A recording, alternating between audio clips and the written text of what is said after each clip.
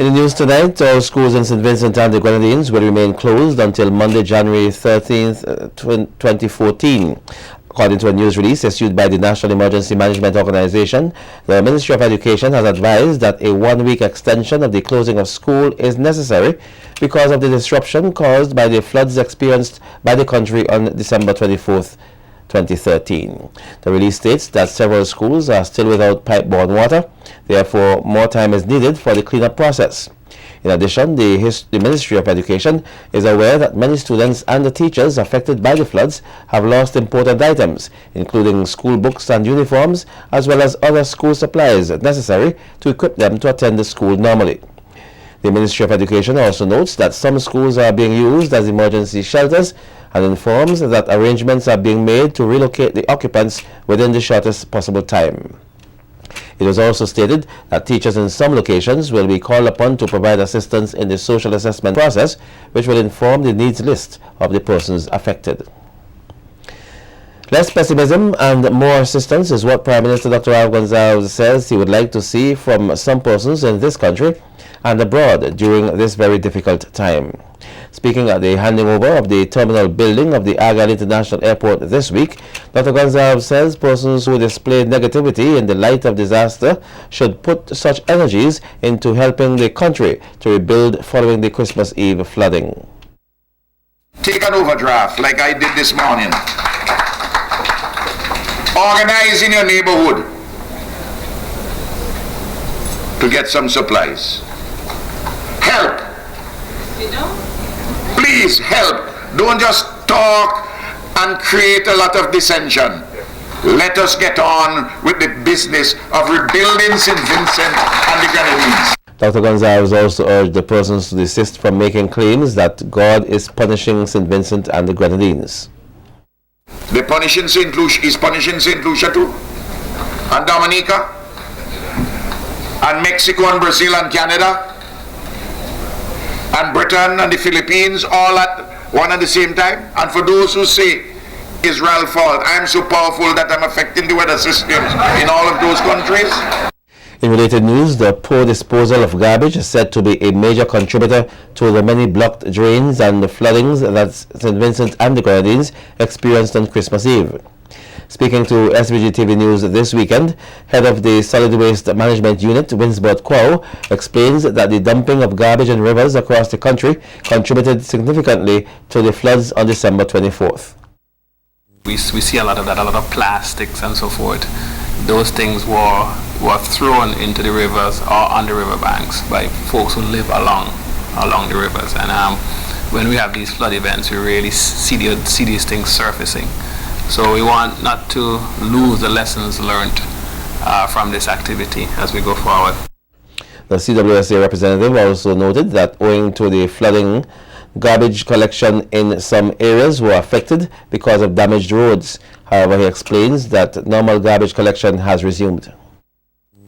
Regular collection trucks were prevented from collecting garbage from Spring, when that's in the Leeward, from Spring right up to Richmond Vale on the Leeward side, and from Georgetown all the way to Fancy on the Windward side because of the damages to the roads and bridges and the landslides.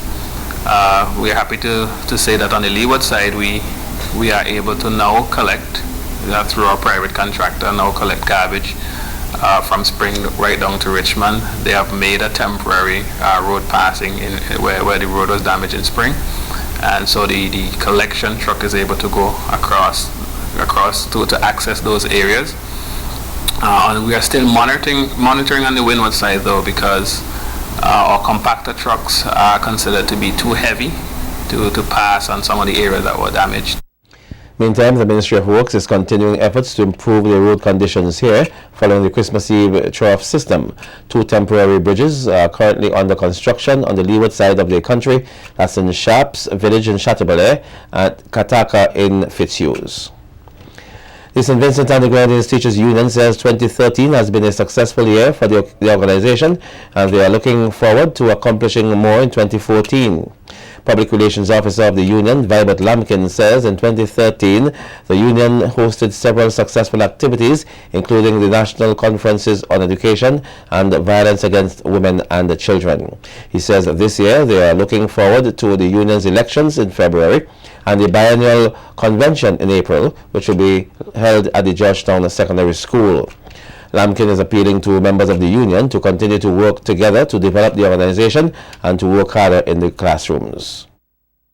We also know that many of our students, some of them have some reading difficulties here and there. We want to emphasize that to our teachers that we need to work even harder and smarter to ensure that all our students benefit from the hard work that the teachers are putting in, and that we can see an improvement, especially in reading across the country.